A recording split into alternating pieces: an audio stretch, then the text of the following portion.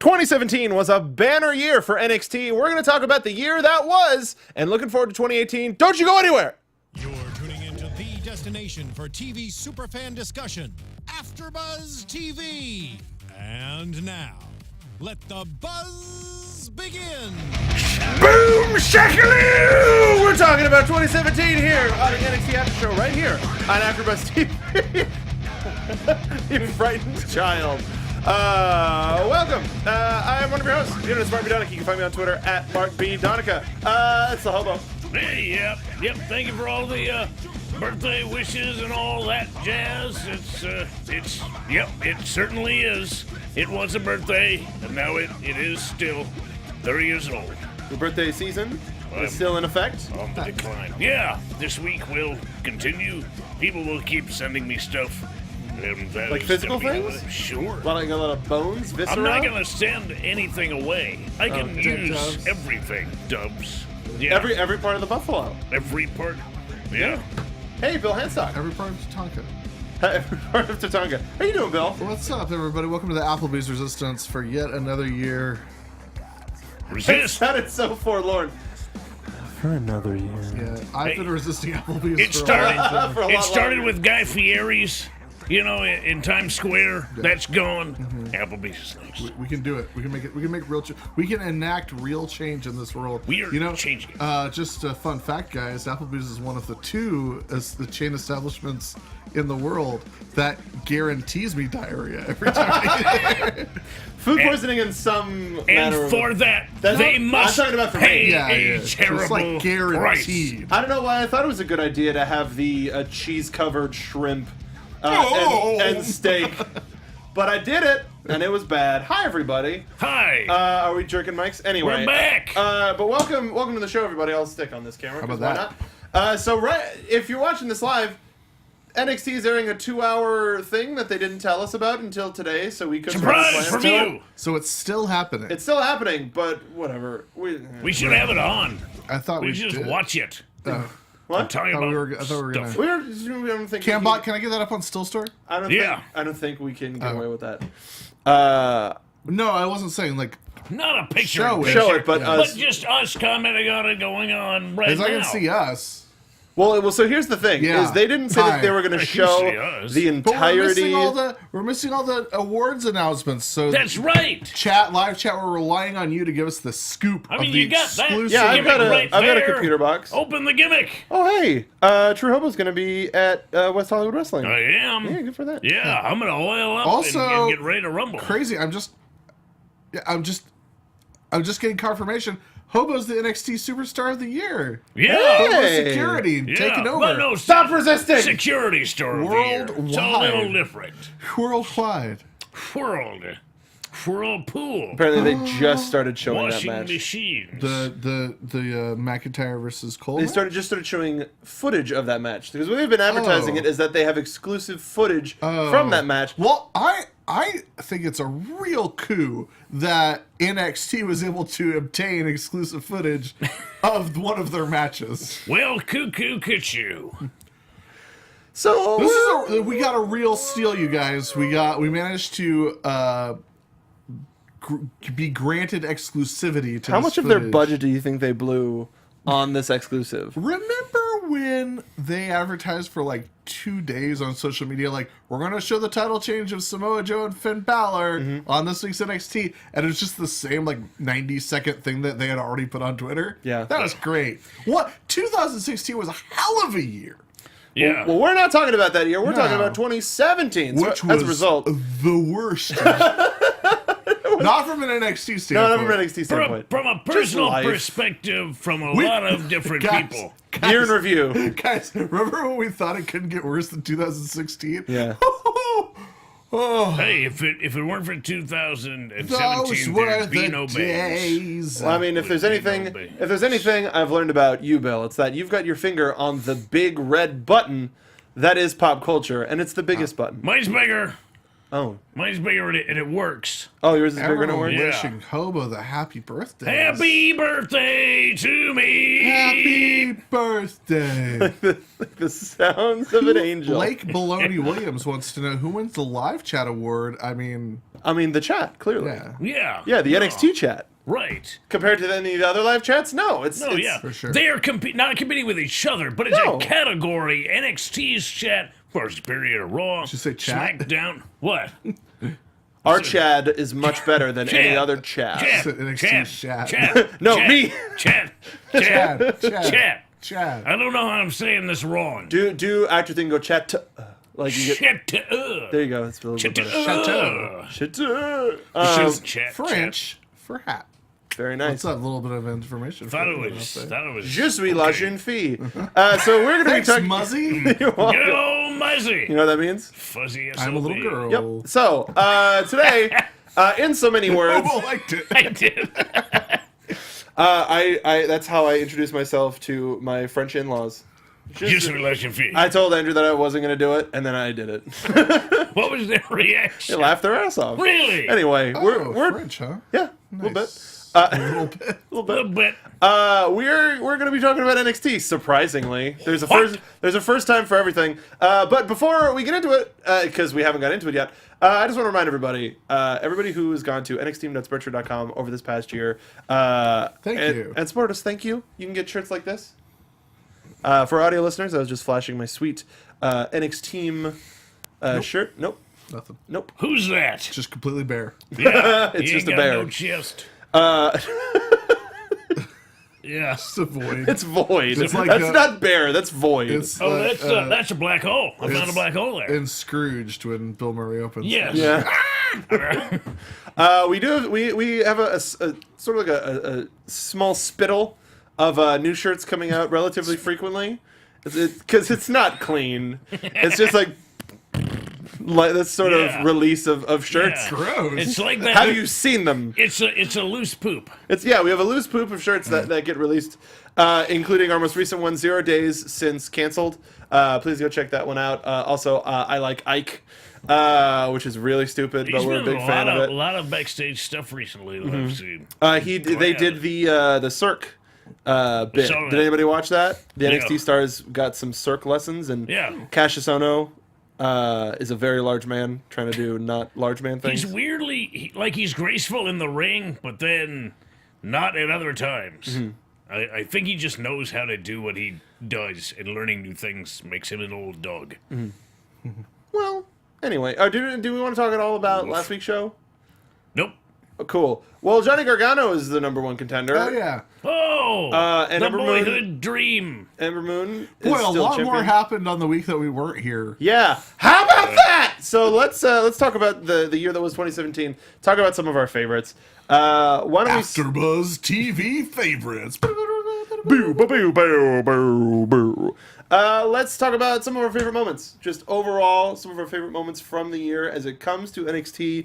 Hobo, Yeah. what's one of yours? You know, I liked. It was really interesting. They brought in a lot of independent talent this year. Talent that had been featured in other places that are sort of, well, I don't want to say household names, but names that are well known within the wrestling community. And it's always interesting to see how they, interact in new exchanges with individuals that are, let's say, creations of the Performance Center, almost WWE exclusive. Nobody really is, but a lot of people who go to the Performance Center have very limited experience, and it's the Performance Center that changed them into the wrestler that they become in the WWE. And seeing how they're able to sort of cross-pollinate those with years and years of experience and those that don't makes for some really interesting television, and that's always what I enjoy seeing. It's not the matchups that you've seen 100 times, but the first times that are always so special. I can agree with that. Some stuff that we've never seen before. But speaking of that, speaking of some of the incoming independent talent, one of my favorite moments of the year, Kyle O'Reilly's arms. Yeah. Bill, what about you? It's just a never-ending moment. Yeah, still going. All of the Aleister Black Velveteen Dream feud was so good. There are also a lot of moments where Nikki Cross just sort of popped up and jumped on someone. Yeah, I mean, the several times that's happened. she manages to really take hold and make every moment that she has sort of special in its own way. I think it's giving a lot of these people the platform to perform, allows them to really soak up the spotlight. Those that really want it badly take full advantage of the moments that they're given. And she, hands down, is one of them. Alexander Wolf, again, is somebody who has managed to transform himself into somebody who really must be seen, and you must watch him when he's on screen because you are never sure of what he's going to do. He sort of became maybe a minor character to I'd say an important supporting character during this year's time. Yeah. He really came into his own and began to understand what his role was. Before his untimely death at War Games. Right. And it was... And subsequent resurrection, of course. When Eric Young had to step away, he was sort of given the ball and said, well, you gotta talk. Like, we have the big guy. The big guy's the big guy. Big guys don't talk. You have to say something. And he just went, well, fine. I'm just gonna be this. And it worked. It's great. Big fan of Sanity this year. That was one of my favorite moments of the year, is like the second that Alexander Wolf got to cut a promo and everyone realized, like, oh wow, this guy's one of our favorite people in the world. Like, all it took was just putting a microphone in his hand one time and like everyone saw. Well, not him. even that, even just his photo. Anytime we're on a matchup screen and he's just it's just such a maddened joy and bliss. It's no matter who's on the other side of the matchup screen, it's still like. But I think that there's no one moment this year that got the world as emotionally invested as the breakup of Ciampa and Gargano. Oh, I thought you were gonna say as the. Yeah, that too. Okay, that's Let's obviously my favorite moment. Let us all tip our hat right now to Roderick Strong. If it weren't for him, what would we have had to talk about? If it were for Roderick Strong and Kyle O'Reilly, we'd have nothing. We wouldn't even be here. Well, really quickly, going back to they everything. keep the lights on. Everything from. Really, like we've hooked Kyle O'Reilly up to a generator. And it's wind power. Yeah. Yay! And the children rejoiced. But talking about Aleister Black and Velveteen Dream, we were all watching. We watch it every week together. But the first moment when Dream got right down in Aleister Black's face, we were just like, are they gonna kiss? Yeah. And we were so ready for it. And it's one of the most bizarre reactions, but one of the most pure reactions to a moment in wrestling that I've had in a really long time. Other than And then they didn't kiss, and it somehow ended up even better. yes, other than It's like edging. watching El Idolo win the talking. NXT Championship was such a pure Yeah. what. But DIY's breakup was harsh, unforgiving, terrifying. And loosening. And something that we somehow did not see coming, even though the seeds were probably sown, but it was one of those things where it was like shocking and sudden, but made perfect sense at the same time. It shocked the I system. mean, it had to happen. They were good together, but I think truly they are better apart. I personally prefer Tommaso Ciampa and his intensity over Johnny Gargano's. You know, he's a lot of skill and a lot of heart, but not the killer instinct that Tommaso Ciampa has. And I want to see Ciampa use that killer instinct to its utmost advantage, and I want to see him beat the ever-loving stuffing out of a lot of different people. Yeah. And I don't want to see him doing that with Johnny Gargano by his side. And it's really crazy to look back and remember that Gargano and Ciampa were put together because they were just like the two indie guys that came in together. Yep. And like it happened to be around the time of the Dusty Classic. And there was a little bit of friction at the beginning of like, oh, are they just going to put these two guys in a tag team together?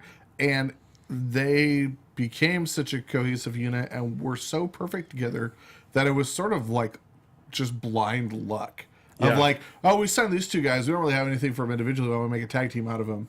And then it became like this mythology of them being like the best friends in the entire world. But now, for the first time that they're broken up, they can finally actually do it yourself. Both of them, Right. for the first time, don't have to do it two guys. Fulfilling the DIY destiny.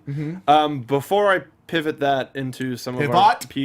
into some of our favorite matches and tags, the last thing that I wanted to mention is being present for Aleister Black's debut at TakeOver Orlando. Yes. And just Yeah. the first rise. And I told a couple of people this. I go back and I watch that moment every once in a while, and to hear the crowd go, oh, as he's coming up, and that pure like, ah! Like, this is the coolest thing. Yeah. Especially when he pops off and then just sort of does the like superhero pose, and then is alive again. So good. Well, it's more like a mummy than a superhero. He's Or- breathed with or- life. A Dracula. A Dracul. Yeah. A Tarantula. So. I was lucky enough to not only be in the building for that, but also be in the building for when he got his music played live. Oh yeah, Brooklyn. That was cool. It's pretty metal. Got to walk across the stage and be like the most badass guy in the entire world. Cooler, and somehow cooler than Triple H and Motorhead. Oh, way cooler. Well, for starters, the band playing his Aleister Black's song knew the words. Well, It's all about Aleister Black, and I was black. He's not black. The name's a misnomer. NH just sort of kind of looking like, I know I respect the hell out of you, but this is wrong. it's still cool. Still cool. This is Still still, cool. still so cool. So let's pivot. We're talking about DIY. We're talking about tag teams. Let's talk about some of our favorite tag teams from this past year. DIY, still a tag team from during the year. And Revival was still Revival. TM61 for a little bit. Sure. Heavy Machinery. Technically, yes. Sabatalion Moss. Bebe's Kids. Battle Dads. Sanity. And Street Profits. There were more than that, though. Well, Those are the main ones. they're the main ones. The main ones. The ones that have stuck around. Was there a Dusty Classic this year? Was there? You know, the Authors of Pain won it. No, that was last year. Is that what year was? Because the finals were... What year is it? Because the finals were them and Yeah, TM61, Yeah. right? And Showcase. then at the beginning of this year is when they won the titles, wasn't it? I thought that Joe and titles Balor on- won the first one. Yeah, and This Authors of Pain won the second one, but that was 2016. No, that had to be last year. No, Googling it, but- Joe and Finn was 2016. Yeah. Okay, let's figure Had it to out. be. Dusty Class. Not Dusty Baker. Not Dusty Baker. Not Dusty Baker. I damn it. respect the hell out of you, Dusty Baker, but you're bad at managing. But what some November 2016. so We just skipped a year. It's fine. that's fine. Well, we had the Mae Young Classic. Yeah, that's the thing is there were a whole bunch of other tournaments. That trophy was way bigger. And much more craggy. No boots on that championship unless No they're boots under on the the rock. aggro crag. Unless they're under the crag. Yeah, I'm just going to go ahead and say, here's an exclusive announcement, you guys. We're breaking this news right here on the NXT team. Exclusive. Officially, this is canon. 2017 winners of the Dusty Classic, the Iconic Duo. Wow. Yeah. No we're one making saw it happen. coming. canon. Literally, no one saw it, but it happened. Yeah. So No. congrats, Peyton and the other one. Peyton and Billy. Congrats Billy. to both of you. Billy! Billy. Take it! Billy. Tuck Wow, but- they just straight up didn't do the Dusty Classic. Yeah. But what was... Is it We're busy. because Cody left? No, I don't think so. Doubt it. I don't know. Well, so He's got his own wine now, you know. the He's a big deal. the teams that we got the most excited for on a regular basis were Heavy Machinery and the Street Profits. Yeah. And I think in terms of like main storyline tag teams, Sanity was just fun and given the choices Authors are that we still had, super great. authors are fantastic. And even And them they getting they nearly killed a bunch of guys this year. Yeah. then they're good at that. they adopted Roderick Strong as their son. That, My Well, boy. my boy, my little And Roderick Strong's like, never talk to me or my two large dads ever again. Yeah. I I'm with them. Yeah. He's not with us. Yeah. He's not with us. I always agree with you, Marie. God, it was- Why not? Yeah. Can you nail down a favorite tag team of 2017? I mean, Ciampa Gargano just on the half year, or Revival just on the three or 4 months that we had. Giving us arguably the tag match of the year? Yeah. It's tough. Because there's no better tag team in the world than the Revival. Like, just straight up, there isn't. Yeah. There just isn't. As much as I love the Bucks. For me, FTR means forever the Forever Revival. the Revival. Yes. So, yeah. And also, the iconic duo is better than the Young Bucks. But, Well, I mean, guys, let us not forget when they just wrecked Ember Moon's face across the knee a couple weeks ago. They did that a couple times this past No, year. but when It was Ember real was just bad. like, Oh, that's right. yeah, you know, the Bucks are probably going to steal that and do a flip into the thing on the knee. yeah, the Peyton driver. Yeah. Front flip factor onto a knee. But yeah, that's a tough call. I mean, there's a lot of really good tag teams in NXT. I mean, like, if you're talking about like the most consistent and like the longest tenured tag team for the whole year, probably Authors of Pain. I'm talking favorite. Like, just personally, your favorite tag team. Favorite Revival. Yeah. And then Gargano Ciampa behind them. I mean, Heavy Machinery for me has just been that team that is both incredibly hard hitting, and I love that, but also incredibly fun. And it's weird to have a duo that's that size and genuinely you want to see them. I would love to see them more. I love the hell out of Heavy Machinery. I love the hell out of Moss and Sabatelli. And especially after seeing them live at a house show, Yeah. we didn't see enough of either team. Like, not nearly enough. Like, we thought for sure that Heavy Machinery was going to be the ones to unseat the Authors, but that storyline ran its course like between takeovers. Yeah. Yeah, Like, that was on the. and the That was big- a TV storyline. and the that I big was blow at. off match like wasn't terribly long or terribly intricate. And it's just like I love the Heavy Machinery so much, and I don't know if they're capable of like a 20-minute classic like Gargano and Ciampa or the Revival are. I'm sure they are on some level with the right opponents, but we haven't seen it yet. Yeah, that's one of my things is I have a lot of favorites that haven't been given the time. Like Heavy Machinery, despite having that storyline with the Authors of Pain, that was kind of it, and then they've gone back to jamoking it, if you will. Same thing with the Street Profits. They've only had a small chance to show themselves against Sabatelli and Moss, but their promo last week about how 2018 is going to be their year. Super into it. There's nobody better than the Revival. So giving one of the most insane like performances that I've like there are a couple times where I tell people we're talking about like best matches of all time, and I go, I was there, and people go, I hate you. And this was the Orlando match was one of those matches. And we at the end of 2016 we thought, how can they do better? And then it kept getting better and better and better, and the rivalry became kind of like a respect where they switched off doing each other's finisher. So like you can't talk tag teams and not talk about the Revival. Yeah. But in terms of pure entertainment, it'd have to be a tie between Street Profits and Heavy Machinery. And I hope that next year the two of them are gonna just. I'm hoping that vignette we saw that we love so much is a sign that we're going to be getting more vignettes from Heavy Machinery and possibly Moss and Sabatelli. I would love to see these two have the rivalry go all the way to TakeOver. Like, I would love to see Heavy Machinery versus Moss and Sabatelli at TakeOver. That would be fantastic for me. And I'm hoping that, just if every week we could get a Heavy Machinery backstage vignette and an iconic duo backstage vignette, that would just be perfect for me. And Street Profits outside talking to the people. I'm just saying, like, I love the Street Profits, and I love the stuff that we've been getting with them. I just want to see, like, Heavy Machinery get a little bit of that time. Like, maybe Agreed. Yeah, I'll alternate it, but more Tucker stealing a camera. Or, like, have them, like, be interviewing have the Street Profits be interviewing the crowd, and Otis is just out there. Lost. Trying to find the Shake Shack. Where are you, Tucky? Did you say a favorite? Did you say Heavy Machinery? Yeah. Is that for Yeah, favorite? And Street Profits. And well, that was me. That was Street me. Profits, I still need. There's still a line they need to cross for me. Before I can say I truly enjoy them. Is the line They're Angelo good. Dawkins?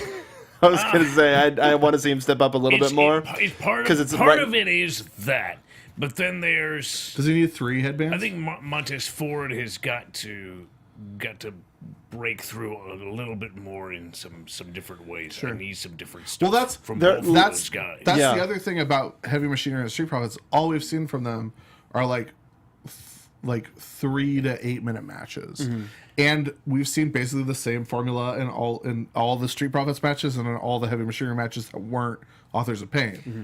But I would say that I would go as far as say the 3 of us have had larger reactions during the Heavy Machinery matches than the Street Profit matches. Sure. And When they're for the tossing guys for the back and matches forth. themselves, absolutely, they've been able to be innovative in that ring as well as entertaining. And I don't see the innovation part on the part of the Street Profits. I don't see that. I always see it, get- but I want more. I always get the sensation that, or the impression that Montez Ford just like he can do so much more, and it's just like we're just seeing like the tip of the iceberg with Montez Ford of like he's probably like in the soft ring like doing like standing Phoenix splashes and stuff. Like I'm sure he can do anything he wants athletically. Yeah, And I'm you need looking to forward to you it. need to get that balance. Like you can have Montez Ford flying, and then his partner stays on the ground. Very much the way TM61 is able to balance that.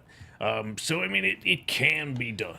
Yeah, So I just want to see it. I want to see them cross the line.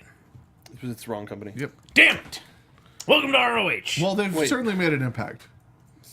The Street Have Profits. they? All right. Favorite female competitor this year? I'm just gonna go out and say it. Nikki Cross. And Asuka's. I mean, she retained. There's some She was good stuff in there Believably retained that championship throughout her tenure. throughout the entirety of the year up into getting called up. Mm-hmm. She is one of the few people I honestly believe that she was the champ. She was unbeatable, and it wasn't just storyline. Unbeatable. She had that air of her about She her. alive, damn it. Asuka was my favorite from a wrestling standpoint, by far. Asuka, just Asuka is Asuka, and no one is close to her, and nobody is ready for her. Nikki Cross, I love to death. My favorite woman of the year was Peyton Royce. Yeah. She is so easy to hate from a pro wrestling standpoint, and has more personality than anyone else in the division put together. Nikki Cross has a lot of personality, but it's one specific personality, and Peyton Royce can run the whole gamut of being condescending and conceited and underhanded and self-serving, and she's the perfect mean girl, and she had such a good year. And I didn't expect her to be the breakout star of the two when they both started in the company, and Yeah. Billie Kay had that rad entrance music that they totally scrapped. And then like Billie Kay just got kind of weird, and then Peyton Royce just got better and better, and Billie Kay became her Dana Brooke. Wow, that's a bold statement. I don't know if I can see one necessarily being so much more important than the other. I could say They're definitely on the same Billy level. is a couple steps behind Peyton, but I don't see that such an enormous gap between them that one of them could simply break off. No. and run away. They're a unit. I'm not saying that either of them should leave the other behind. I love how they work together, but I've enjoyed the iconic duo so much. But such a large, I would say, 60% of why I've enjoyed them so much is Peyton Royce. Yeah, I thoroughly enjoy that. Okay, just them hopping away together out of William Regal's office. At various locations. They have very inspired moments. I mean, really. Mm-hmm. Yeah.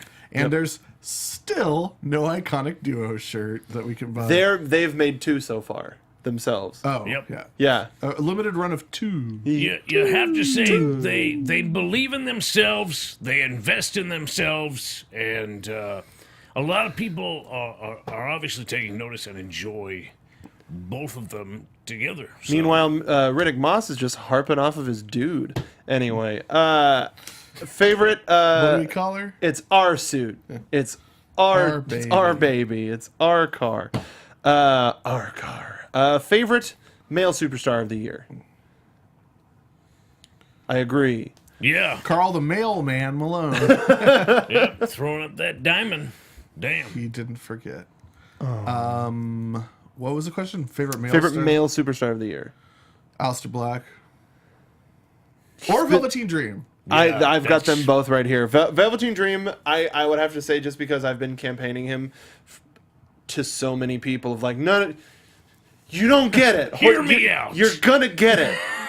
Like, I'm just way ahead of you, but you're gonna get it. And then the amount of people that came up to me after their match was like, I get it. I get it. And I was like, I told you. Why are you making fun of me? But pure sexual energy, just physicalized in the ring into pure aggression.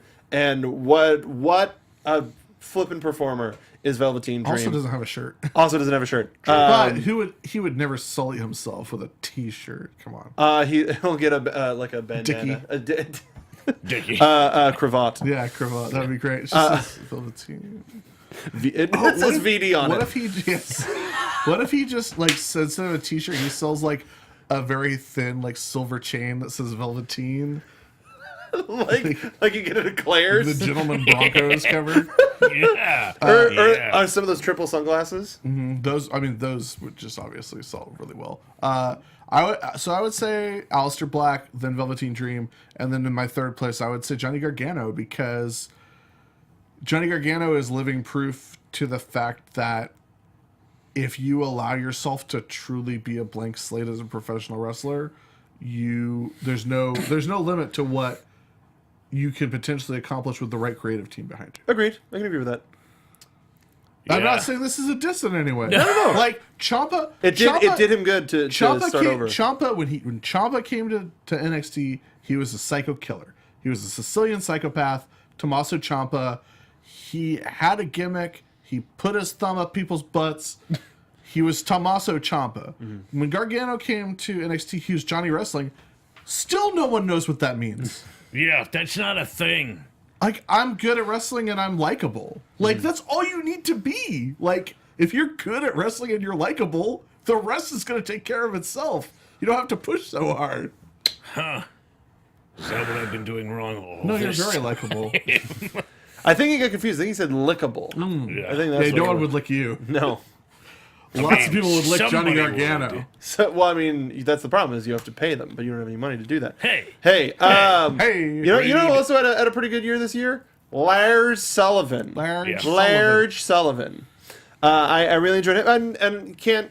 I mean, our current NXT champion El Idolo, Andrade Cien Almas, had Definitely a turned the hell of corner. a year.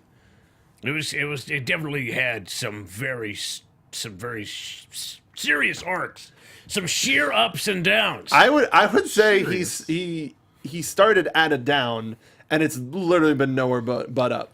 Yeah, I mean, Like he hit rock bottom and just skyrocketed all the way to the top. I mean, it's a full story. Mm. Like it's one of those things of he was a guy who didn't really care about his job. He was making money. He didn't care about wins and losses. You know, and he just kept losing until it kind of bothered him. And then he found somebody that was able to get him to a place where he could actually compete and compete well and be successful. And he just rode that wave all the way up. It's a story that's. It's just Tales old as time. incredible to watch. At the beginning of the year, it's no secret that we were incredibly flaccid about. we were pretty down. It would take quite a lot of stage humps. Yeah. get but us in by the mood. end of the year, we were fully engorged. Yeah, engaged like 5 by to Almas's. only like 5 to 10 stage humps. That's like nothing. We were in deep. Yeah. We got in deep. And we stayed. It's been hard. It's been It's been hard.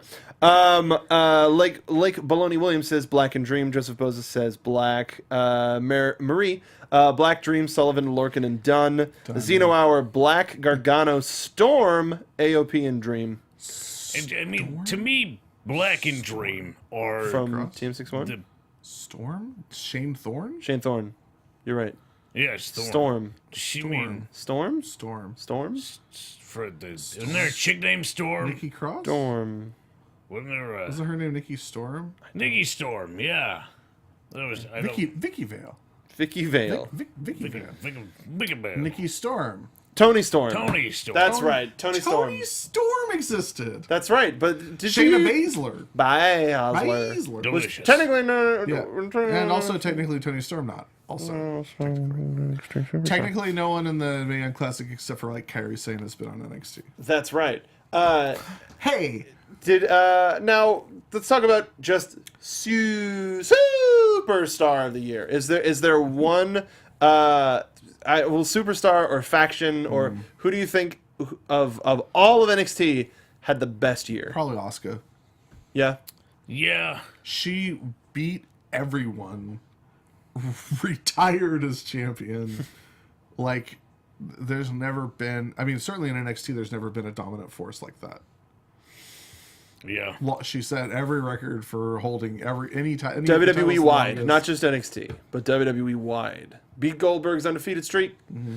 Yeah. Credibility or not to Goldberg's. Not. I'm gonna have to agree. I say Sanity. I think Sanity Was the superstar of the year? had cheating. No, I said Who was the superstar of the year? There's 4 people. no. I said faction. Just of all the entire company. If you put them all together in a big oogie boogie sack, You'd get Killian Dane. But the fact that they're tag team champions, Killian Dane was in the Andre the Giant Battle Royal, got lost in the shuffle. Number 1 contenders match. didn't Number one get contenders pinned. match. He got fully nude in it. That was crazy. I was so stunned when all of his pants fell off and he was just nude. Every single pant was gone. And But you still couldn't see anything because the hair was so dense and thick together. Yeah. he's usually not wearing shorts. Old Dangle Dane, as they call him. But their performance in War Games, and then just constantly changing what we know about pro wrestling and expectations and things We of that didn't know nature. that you could just stand on the apron and not be in the match. And that counts. I Yep. guess Yeah. that was one of the biggest like reactions of the night was like, oh, because everybody went, you could do that? Can you do that? I guess you could do that. It's like you have to declare you're like the left guard's like I'm a receiver. Well, actually, it was brought up a couple of weeks ago that apparently it's a rule in tag team wrestling that each team has one time that they can step in and break up a pin.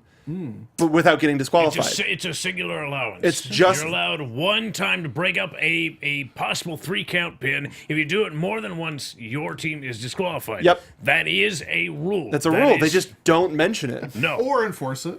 They Oh, each person has one each time. Yes. Yeah. Each. Yeah. Go.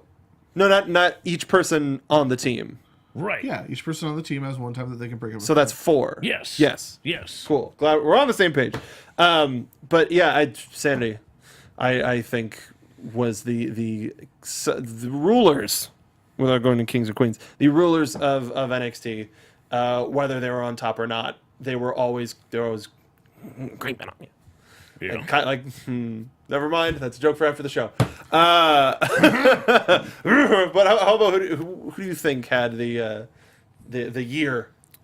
I think Drew McIntyre came in with a lot behind him, and a lot of familiarity to a WWE audience, and they were familiar with him from a completely different period in his professional career. He had left the company, and there was a lot of hype for him coming into WWE. He had been able to accomplish quite a lot outside of the company, but would that be able to translate into a WWE ring? And this was, I think, the question on a lot of people's minds is this hype or is this believable? And I think he proved, hands down, he is one of the best talents in the world in professional wrestling. He's able to turn out matches with individuals that perhaps you wouldn't think that he would mesh well with. He is able to turn out absolutely blockbuster performances. And he was for a good part of this year the champion and a very believable and self-assured champion.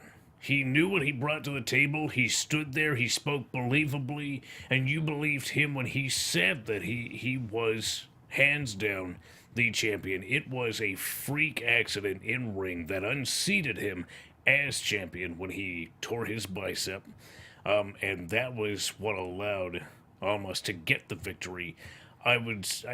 Which sort of, in my view, taints Almas's win a little bit. He wasn't able to necessarily beat him clean. He beat him off of an injury, while not necessarily causing that injury. He did not go out of his way. Almost did not to injure the arm of McIntyre. It was a completely freak thing, and as a result, he was able to capitalize and take the championship home. That's smart.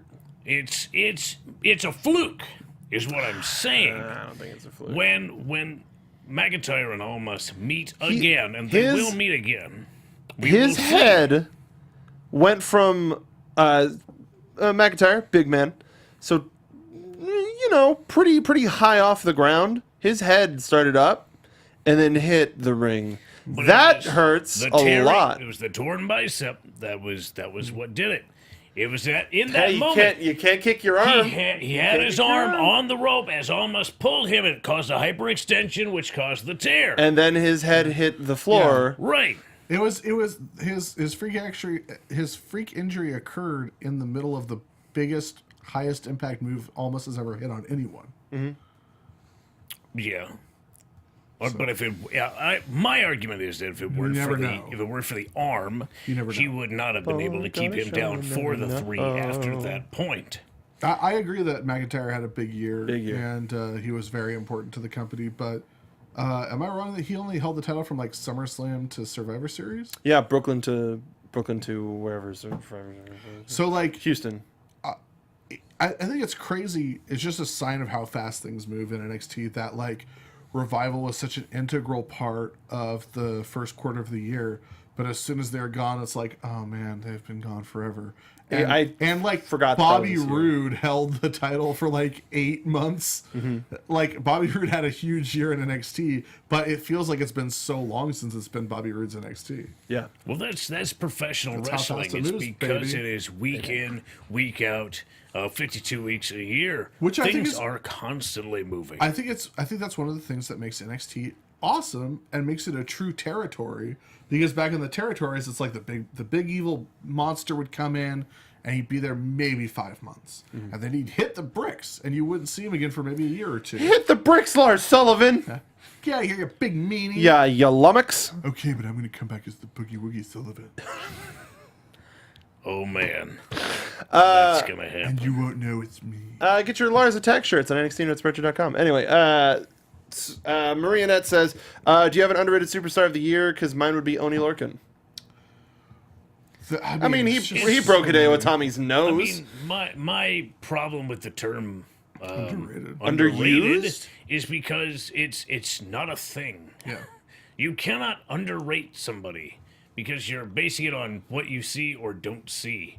And you don't know what you don't see. There are known knowns and there are known unknowns. And you also rate things based on your personal preference and affinity. Exactly. Mm. You can say somebody had a good year based on what you see, but you can't say because somebody had a bad year, it's because of something beyond their control that you don't know because you're making stuff up. How about most underutilized? Then that's like half the Performance Center. Yeah, but who was most underutilized? The most least? The people that we don't see. The people who didn't make it to TV. The most least they're not on television. Yeah, Steve Cutler. They're not. Steve Cutler. The tag team of Buddy Murphy and Steve Cutler. Yeah. Oh, hey, remember Tucker Knight? Anyway, right. I think. Well, I think we could all agree that. Isn't Tucker Knight in Heavy Machinery? Wait. The other one. No, the other Tucker Knight. Sawyer Fulton. Fulton. I told you I have face blindness, but for their two names. I've told you this. I'm on record. Now, just I have to because take medication. I've been playing 2K18, 2K, yeah, just because I've been playing 2K18, and anytime I go for a vacant championship, it's against Sawyer Fulton because he has the lowest stats in the game. I don't care, but you were saying. I don't know.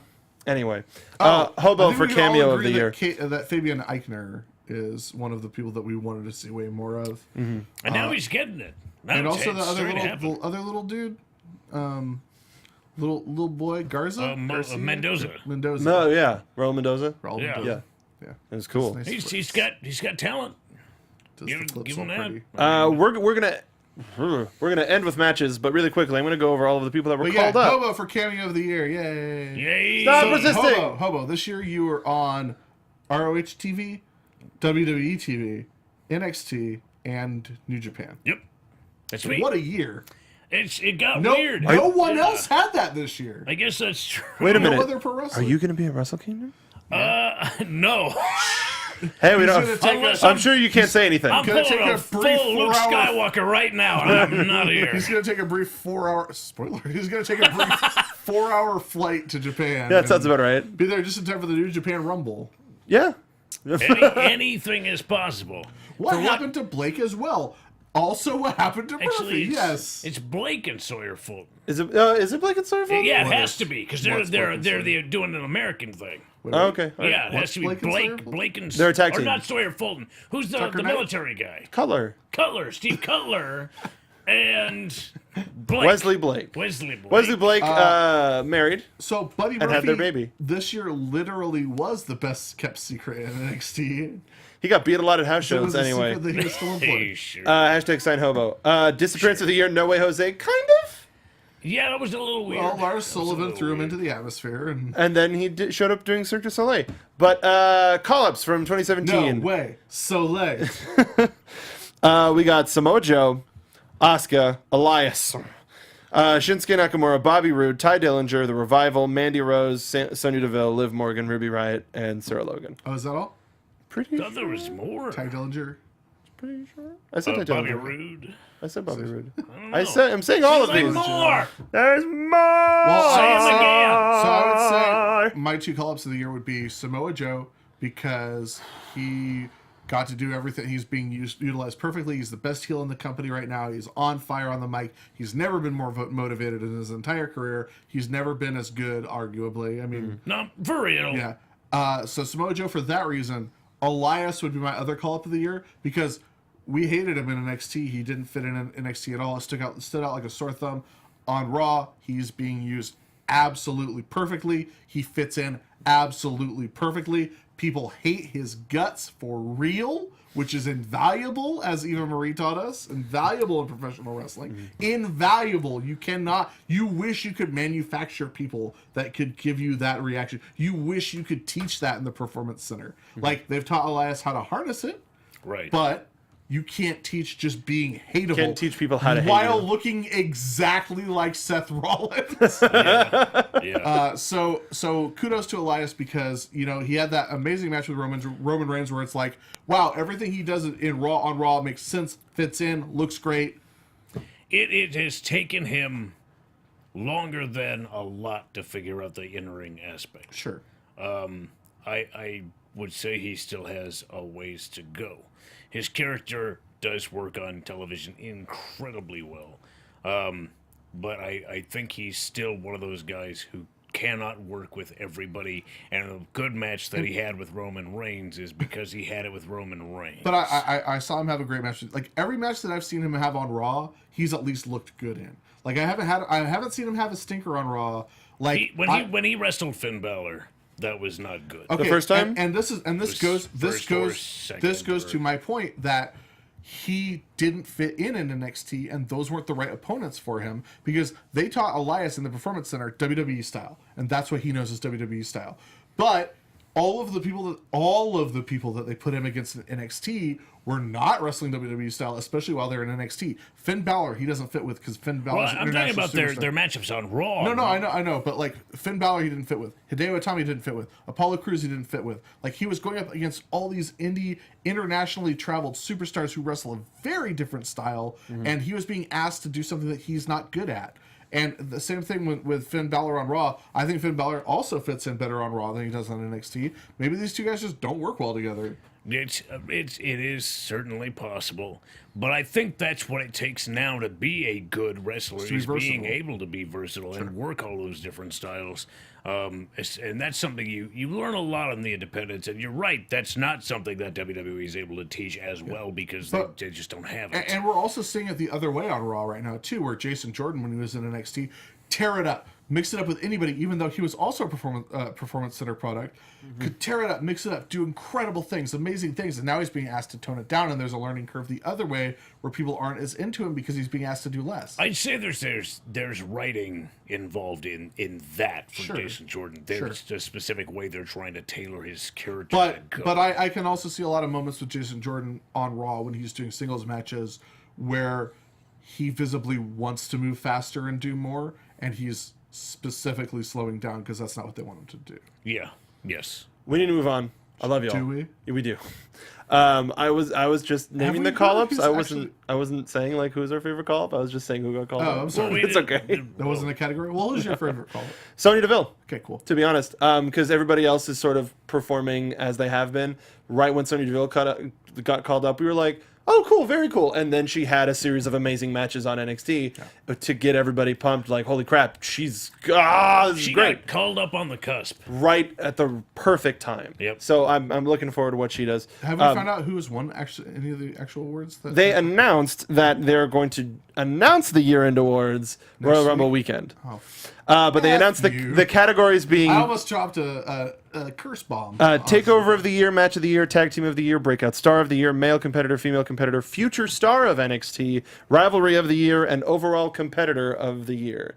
Future Star of NXT, Ricochet. Anyway. They're the future of the future. War Machine. I'm going to guess that Future Star of NXT award is going to be like the Madden curse.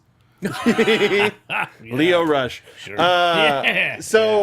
Before we go, the last thing we're going to talk about is our favorite match of the year, and we're going to try to keep it as concise as we can. Did you also have another category? There was like who we think is one call up that we're expecting for 2018. One call up? One call up. Because I was thinking we would also do like, who would you want to have them sign other than Hobo in the category? No, I mean we're all going to say Hobo. Yeah. So no, that's the category.